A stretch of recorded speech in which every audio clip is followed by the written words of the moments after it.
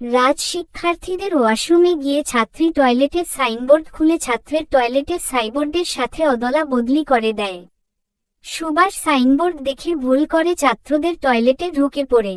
গিয়ে দেখে রাজ একটা ছেলেকে বলছে, দেয়ালে হিসু করা ঠিক না, কারণ দেয়ালেরও কান আছে, কানে পানি ঢুকে যাবে।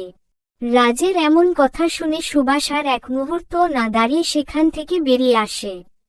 বাইরে বের হতেই রিয়া আর তার সান্ডপান্ডরা সুভাষকে ঘিরে ধরে আর ফেল ফেলিয়ে হাসে। হাসতে হাসতে বলে, এই দেখ দেখ খালাম্মা ছাত্রদের টয়লেট থেকে বের হচ্ছে। হা হা হা। সুভাষ পিছনে ঘুরে সাইনবোর্ডটা দেখে থম খেয়ে যায়।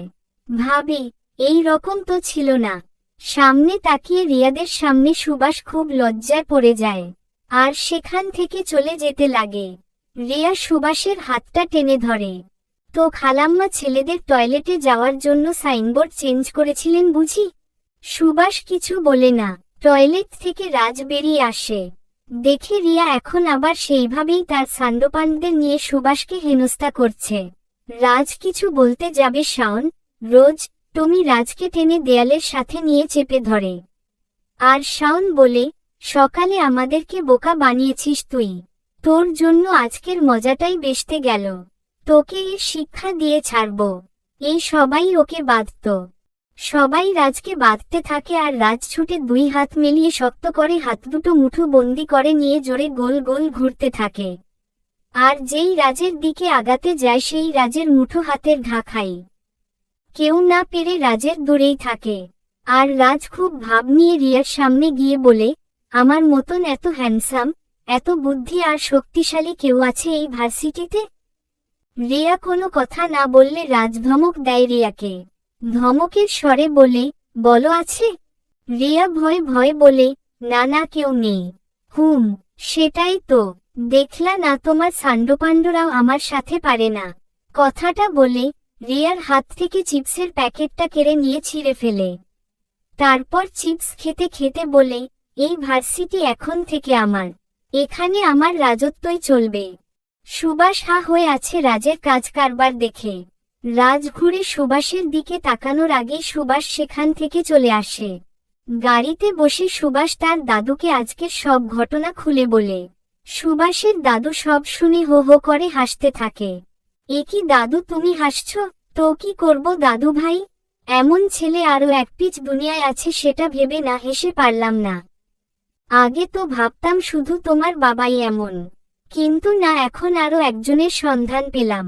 জানো দাদু ভাই, ছোটবেলা যখন তোমার বাবাকে স্কুলের টিচার্সরা বকা দিত তখন তোমার বাবা রেগে তাদের গালে চড় মেরে বসত। মারার জন্য ক্লাসরুমে যখন বেত আনত টিচারসদের হাত থেকে বেত কেড়ে নিয়ে ভেঙে জানালা দিয়ে ফেলে দিত। এত বিজাত আর ফাজিল ছিল কি বলবো।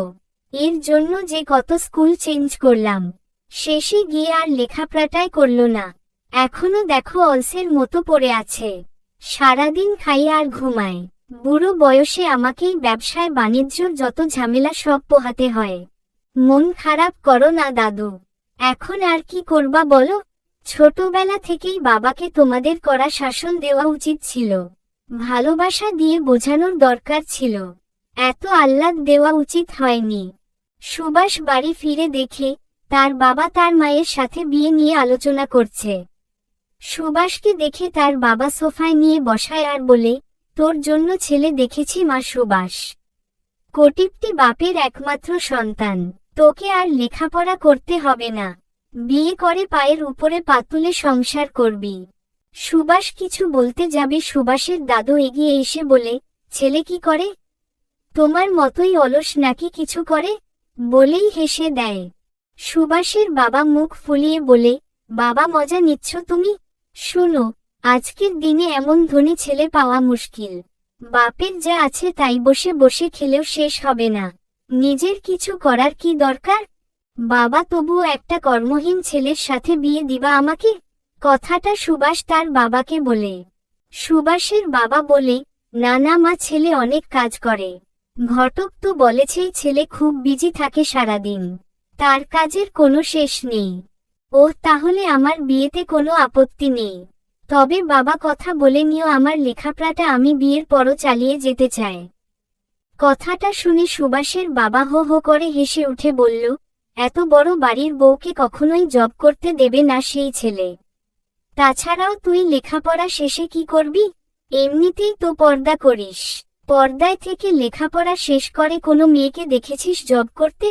সুভাষ বলল, তোমার ধারণা ভুল বাবা। পর্দা ইসলামের নির্দেশ। আর লেখাপড়াটা জীবন নির্বাহের জন্য অতি প্রয়োজন। যে কোনো ক্ষেত্রে যে কোনো পেশায় লেখাপড়ার দরকার আছে। ডাক্তার, ইঞ্জিনিয়ার, পুলিশ, উকিল প্রত্যেকটা জায়গাতেই পুরুষের পাশাপাশি মেয়েদেরও প্রয়োজন। যদিও আমাদের সমাজে মেয়েদেরকে পেশার সাথে পর্দার সঠিক ব্যবহারে দেখা যায় না। অনেক আলেম মুফতিও বলে মেয়েদের লেখাপড়া করানোর দরকার নেই, প্রেম করবে বিয়ে দিয়ে দিন। বিয়ের পর বলে স্বামীর ইচ্ছা না থাকলে জব করতে পারবে না। কিন্তু একটু যদি বিয়ের আগে অভিভাবকরা মেয়ের সিদ্ধান্ত মেনে বিয়ে দেয় তাহলে এমনটা হয় না। আর যদিও বিয়ে হয়ে যায় তখন অন্য কথা। এখন তোমরা আমার অভিভাবক, আমার মতামত আমি জানিয়েছি, বাকিটা তোমরা যা ভালো মনে করো তাই হবে। আমি মেনে নেব তোমাদের সব সিদ্ধান্ত। কথাটা বলে সুভাষ নিজের রুমে চলে যায়। টেবিলের উপরে রাখা বইয়ের মলাটে আলতো হাত ছুঁয়ে অনুভব করে এই লেখাপড়া তাকে ছেড়ে দিতে হবে। 3 দিন সুভাষ ভার্সিটি যায় না। খুব ধুমধাম করে বিয়ের আয়োজন করা হয়। আজ গায়ের হলুদের পর্ব শেষ হলো। অনেক বড়সড় ভাবে আয়োজন করা হয়েছিল। পাত্রপক্ষের লোকজন এসেছিল কিন্তু স্টেজে সুভাষ যায়নি। সুভাষের অনেক কান্না আর জোড়াজোড়ি মিনতির পর শুধু মহিলারা আলাদাভাবে গায়ের হলুদের অনুষ্ঠানটা সম্পূর্ণ করে। সুভাষের খুব কষ্ট হচ্ছে। কালই তো বিয়ে। সুভাষ ভাবছে বিয়ের পর কি সে আগের মতন পর্দা করতে পারবে? হাত পায়ে মোজা, বোরখা, খিমার, নিকাব এগুলো তো সুভাষেরই সাজ। বিয়ের দিন সুভাষ বিয়ের সাজের উপরে নিজের বোরখা আর নিকাবটা পরে নেয়। বিয়ে পড়ানো শেষ। বিদায়ের সময় অনেক কান্না করে সুভাষ। তার দাদা দাদি, বাবা মা সবাইকে ছেড়ে আসতে খুব কষ্ট হচ্ছিল। শুধু তার প্রিয় কিতাব পবিত্র আল কোরআনকে বুকে জড়িয়ে নিয়ে গাড়িতে উঠে পড়ে। যার সাথে বিয়ে হয়েছে এখনো তার মুখটা সুভাষ দেখেনি। সেও সুভাষকে দেখেনি। তার ইচ্ছা ছিল একজন ফরহেজগার আর পর্দাশীল মেয়েকে বিয়ে করবে, তাই করেছে। অন্য কিছু জানার প্রয়োজন বোধ করেনি সে। সুভাষও তার স্বামীর সম্পর্কে কিচ্ছু জানে না। শ্বশুরবাড়িতে এসে ভিড় ভাট্টা থেকে সুভাষ দূরত্ব বজায় রাখে। কোনো পর পুরুষের সামনে সুভাষ যায়নি। অনেকেই নতুন বউ দেখতে এসেছিল। মুরব্বিদের পায়ে হাত দিয়ে সালাম না করাই অনেকেই হয়তো মনে মনে অহংকারী ভেবেছে সুভাষকে। কিন্তু তাতেও সুভাষের কোনো আফসোস নেই, কারণ সুভাষ শুধু তার স্রষ্টাকে খুশি করবে। বিছানায় বসে আছে সুভাষ। আজ তার বাসর রাত। সারাদিনের দখলে চোখে ঘুম লেগে যায়। সুভাষ বসা অবস্থাতেই ঘুমিয়ে পড়ে। এমন সময় তার স্বামী রুমে আসে।